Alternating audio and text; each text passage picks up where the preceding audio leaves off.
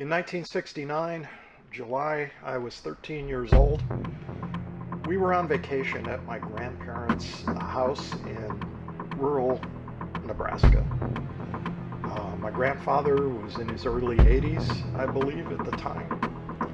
And we sat and watched on their black and white TV the launch of Apollo 11.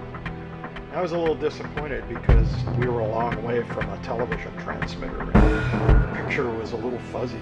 And as it lifted off, I looked over at my grandfather and he was crying. There were tears in his eye. I was like, "Grandpa, this is like